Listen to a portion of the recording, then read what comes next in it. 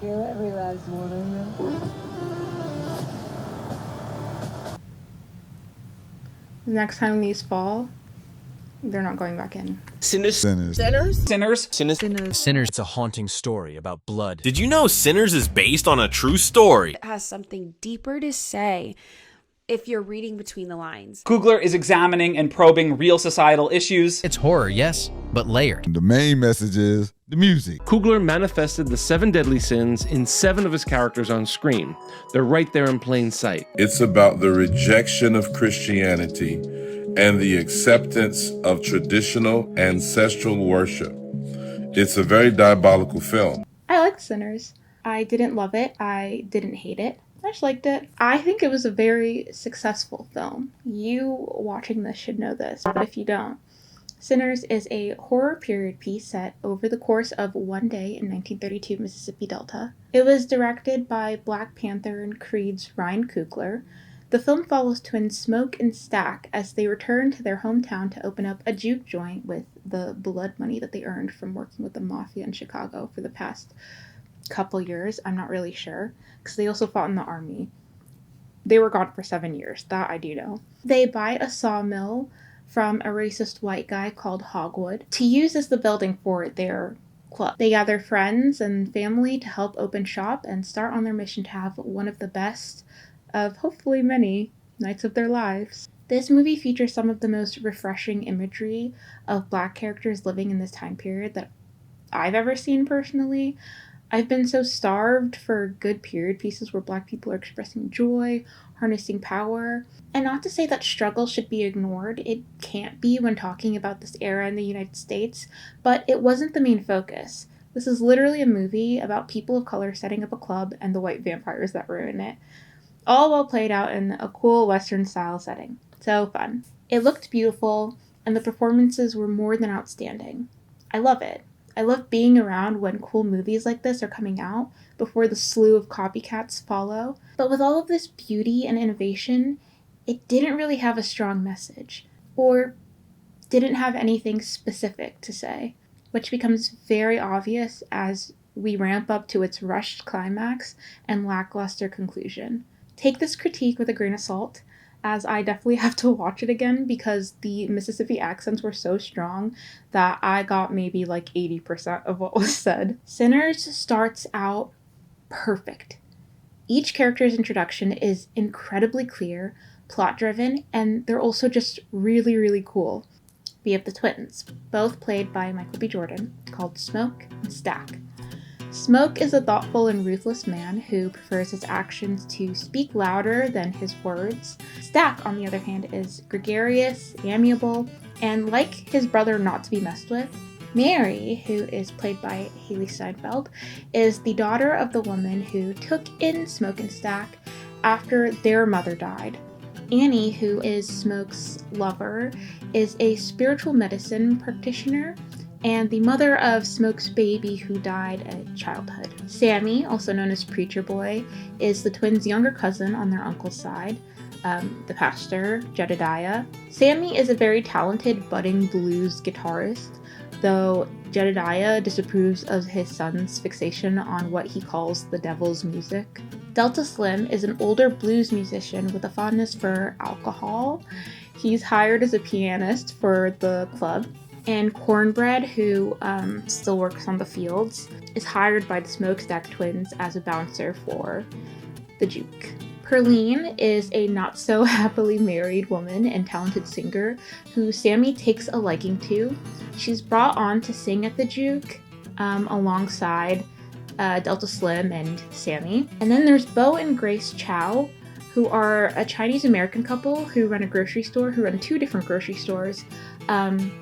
One for white people and one for black people, and they are hired to supply the juke joint. So these are our main characters. They're each introduced as the twins approach them with a job offer at the juke joint, and this whole beginning part, I don't know why, I just found it so entertaining and so okay, we're getting the gang back together, we're assembling the crew for this big thing. I don't know, it felt so adventurous to me. It reminded me of that one episode of Rick and Morty. A little help from some old friends. Sanchez, you son of a bitch! Need some people for a thing, Glar. Sanchez, you son of a bitch. Hey, Trucula! You son of a bitch! I mean! Okay, these are coming off. So everyone is making ends meet, if not just straight up struggling, and wants their slice of freedom or of liberation, or these are the same words. And they can see a glimpse of that with Smoke and Stack's offer. So they take it. And so we have our exposition. Around this time, we also see the vampire Remick introduced as he kills and recruits 2 members of the KKK, this random couple that's like living in the middle of nowhere. Now they're this one little posse. So we got the Smokestack twins and their people, and then we got Remick and his little vampire crew. Also, he escaped from like these like vampire handlers. They're these indigenous Americans, and they are there at the beginning of the movie and you never see them again. The juke joint is what the characters are anticipating the most, and what we as the audience foresee as the place where everything is going to blow up. Something bad is going to happen at the juke joint. The entire movie feels like it's getting to this point where the message of the film will be realized over time, but crucially at or after this part. We get to the juke joint, it's been assembled, it's established, they've gathered people to come and celebrate, and it's fun. It's amazing, it's beautiful, and it's all working out. We get this beautiful showcase of the power of Sammy's music, the devil's music, right? We see that it actually does conjure spirits of the past, present, and future, showing where we started and how far we're going to go. It's what his father warns him about in the beginning of the movie, and how Remick and his groupies find their way over to the joint. Sammy is like the Greek myth character Orpheus, and if you want to hear more about that, you should watch my other video about Hadestown. But Sammy has the power to unite generations, to be in such harmony. Vampires, and I assume other spiritual or devilish beings, can physically see the spirits of all these different eras of time right in front of them. So the vampires find the juke joint. There's this fun and eerie exchange where the vampires are trying to trick the twins into letting them in. In vampiric lore, vampires can only enter a house, or I guess a building, once invited. We heard tale of a party. You did? You wouldn't mind us coming in now, would you? They say they just want to hear the blues, and Remick claims to believe in equality. They even play a little like white folk ditty. Pick poor Robin clean. And say that they have money, but the twins aren't buying it. They tell them to go on their way. And that was the first attempt of the vampires to get in, and it fails. Then Mary, trying to be helpful, says she'll go out and talk to the white folk because they will see her as one of their own and talk to her, or she can like reason with them or whatever. She wants to see if they really are here with good intentions. And also because the juke joint needs money. They need money. Her conversation with them ends with her abruptly trying to leave because their eyes start glowing and like they do the whole saliva thing. And she's like, all right, peace. Obviously, I'm not supposed to be here talking to you guys. I'm gonna go. The problem is we never actually see her leave unscathed. We just see her at the joint. And the next scene, like, cut to her being like, You gonna let me in? And she asked to be let inside. So this is the part where, you know, I'm at the edge of my seat. The audience is at the edge of their seat. We're all like, okay, she got bit, right? Like, she definitely got bit, right? The party continues, and everyone's on cloud 9. People are dancing and singing and having sex. The intensity is building up, and I'm like, oh shit, it's coming. There's this chaos where Smoke tells Sammy to go get Stack, and they're singing, and Sammy sees that Stack is having sex with Mary, and so he shuts the door. And then there's dancing, and then Smoke snaps at Sammy saying he said to go get Stack. It doesn't matter if he's busy. And then Smoke snaps at Sammy saying he doesn't care if Stack's busy. He told him to go get him, and then Mary bites Stack. We knew it was coming. We saw it happening. Whatever. She bites him.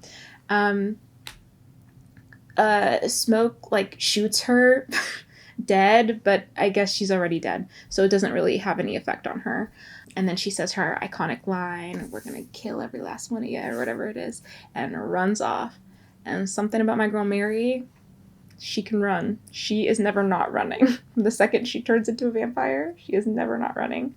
In lieu of Stack's death, everyone is sent home, party is over, Smoke and everyone else is mourning, and it's just like this like drastic sort of like from this like this beautiful like back and forth of like shots and then the dancing and then Smoke yelling at Sammy and all the stuff to this dead silence because Stack is dead. Oh, that's another thing I forgot to mention. When the party's over and everyone is sent home, the vampires turn everyone into a vampire. We don't see that happening, but we realize it later on. So after this point is where Sinner starts to lose me. We have the grieving of Stack's death, which is then followed by a series of back and forths where we realize somebody got bit. Like, for example, Bo Chow clearly got bit. He's acting weird. He's trying to persuade his wife to come outside. So we realize someone got bit, and then they come to the door and try and persuade the others to let them in. And then the humans say no, and then the vampires leave. Then another person comes claiming to be human and asking to come in. Why you can't just walk your big ass up in here without an invite, huh? And so on and so forth. And that happens with Stack too. Like we hear Stack being like, "Hello, guys, why am I locked in this closet? Let me out." And they're like, "Stack, is that really you?" He's like, "Yeah, it's me. I'm normal. It's just, that's how I've always been. Let me out, you guys." It's you? Of course it's me. Open the door. And I'm like, okay, the first time made sense. Even Stack's made sense. Why are we doing this back and forth so much? At some point, we've realized, actually, no, we fully know, because Annie is like, yeah, they can't come inside unless we let them in. So make sure you don't let them in. Why in the world are we having conversations now with the monsters? It doesn't make sense. But that's like kind of nitpicky, I guess. But it just took me out of it a little bit where I was like, oh, again? Okay. Should you guys not hide? Maybe close the doors. Maybe don't talk to them. I don't know. Like, we finally got here, you know? This is what we were, like, anticipating and waiting for and, like, scared of. Like, Stack was bit. And now, I don't know. The pacing is just completely off.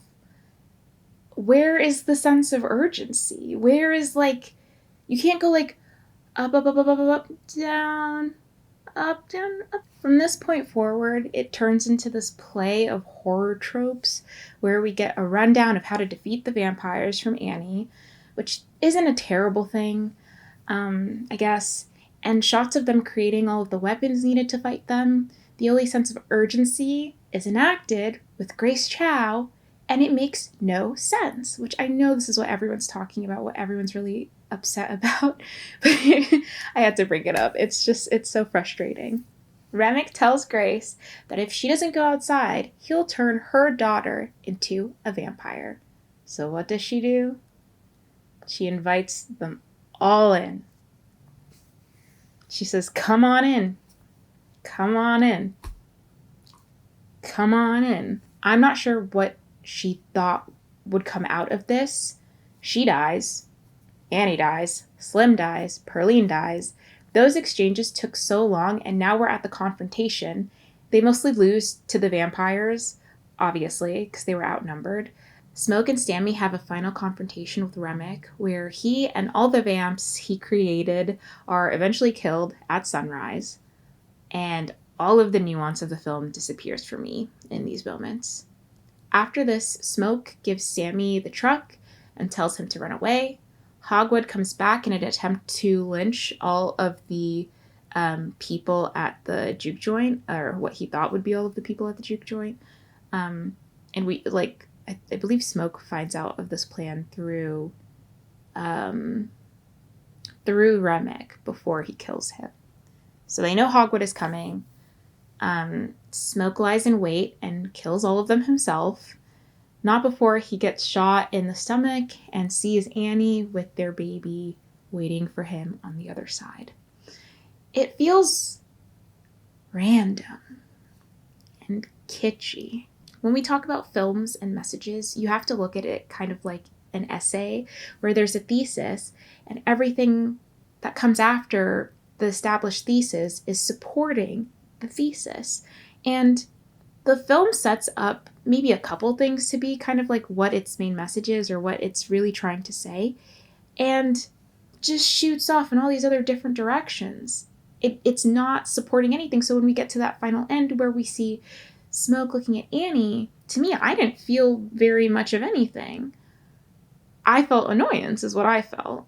Sammy returns to the church and his father, where his father asks him to drop the guitar, but Sammy refuses. He loves the blues. He runs away, and we find out in the end credits, went to Chicago, where he became a beloved blues musician, and is later visited by now vampires Stack and Mary, who got away, apparently. Smoke didn't kill Stack, is what this tells us. They visit Sammy, and they're just like, hey, we never came to kill you because I made a promise to Smoke that I wouldn't do that. Okay. So clearly the vampires are still some semblance of themselves, right, when they turn, because we see Mary having a very visceral reaction to Smoke killing Annie. That's another thing I forgot to mention. Annie asks Smoke to promise that he will kill her if she gets bit, because the worst thing that can happen to a person is turning into a vampire, she says, because their souls are forever trapped, not able to go into the beyond, no heaven, no hell, they're just trapped here and they're stuck. So she's like, kill me so I don't have to face that. He kills her. And he apparently doesn't kill his brother because his brother promises not to hurt Sammy. But then it's like, okay, why did Smoke not have that same, obviously painful decision making to kill his brother, because he was like, this is the worst thing that can happen to a person. And also Annie, who Annie is the voice of knowledge in this film, right? She is the one who tells everyone what's going on about all of these spiritual beings in front of them. They don't know what it is. She's like, yes, vampires. Oh, these are the worst types of creatures. It's scarier than what did she think they were before? Hates. They're even scarier than that. These are people that are just so lustful for blood, they'll do whatever, and you can't trust them. She even says when Stack is like knocking on the door being like, let me in, she's even like, that's not your brother. That ain't your brother. This pivot that the vampires are actually just exactly who they were, just now a different sort of creature, doesn't make sense to me. It also doesn't track with how they were acting when they first got bit. Like, they were just kind of saying whatever was needed, and also under this like hive mind state with Remick, it all just kind of like doesn't matter anymore to the end, or at least that's what it feels like. Okay, sorry for the lighting shift. Hopefully it doesn't look too drastic. This all culminates to an ending to me that doesn't feel very satisfying at all. Sinners could be a metaphor for assimilation or appropriation, or a conversation about what can be deemed good versus evil, a delegitimization of religion or the contradictions of religion, maybe the eternal legacy of community. Coogler says in an interview, this movie was an exercise in exploring the dichotomies and the why as an exploration. The Judgment says the blues is the devil's music, and that transferred to all the music born out of the Delta blues. It transferred to rock and roll, to heavy metal, to grunge, to hip hop. Everyone in this movie is using their advantage to survive in these awful conditions. Everybody. And for the twins, their advantage is the two of them. Every fight they ever had, every interaction, every scheme they ever ran, it was always four eyes. At the end of the day, everyone is striving for community in this. And these guys were born with that. They had nothing else but that. The community of two. Cinema is a great instrument to explore these things in an entertaining way. I don't know about you guys, but that made very little sense to me, and is a direct reflection of exactly what I'm talking about. I think Coogler is a visionary filmmaker. He has such a clear voice and tone, and he executes that very well. But when it comes to having something to say, it feels like he's grasping at straws. Like the thing about the dichotomy of two and having community and searching for community, this is one aspect of the film, yes, but it's not where its meaning lies, or at least it's not where the focus is. If that's where its meaning lies, that's not expressed very well. In every interview I've seen with Coogler, he answers this question differently. This isn't necessarily a bad thing. Multiple truths can exist at once, but my biggest gripe with what Coogler does here is that he has so many ideas and just throws them all at us without any real reason as to what he wants to say about them. And these are big topics too, big important topics. Religion, racism, cultural appropriation. These things are so relevant and really great things to have takes on, but he doesn't actually have a take on them. He has nothing to say except the general, we can all assume how he feels in an umbrella sense about racism and appropriation, whatever. But in terms of this, I don't know, any sort of complicated or something more than just racism is bad, I don't think he has anything further to say about it. Or if he does, he doesn't care to. I think he wanted to make a cool movie. Jordan Rumi, I hope I said this name right, says in their review of the film, there's a sense that Coogler wants to honor a full spectrum of cultural experience. And in quieter moments, this shines. But as the film keeps expanding, it becomes harder to stay grounded in any single thread, which is how I feel to a T. In the face of all the bold choices made and all of the important themes touched on, its glaring lack of a core message becomes evident and makes the film incredibly hard to get through towards the end. And it takes kind of a lot of the impactful stuff that was established in the beginning. It kind of makes it mean nothing. And I think as someone who has the voice he does and is attempting to even tackle these subjects, I kind of don't think there's any excuse for that, and I was expecting a lot more. I think I was just disappointed by Sinners, and I wish that weren't the case, because it could have been amazing. This could have been the best movie of the year, but I just don't think it is.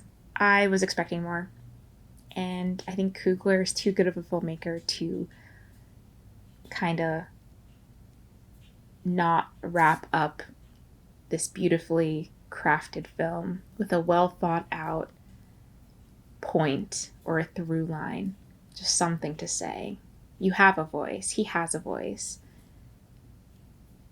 and he's just not using it, and I think that's a waste. Anyways, thanks for watching, thanks for sticking with me. Let me know if you disagree with me.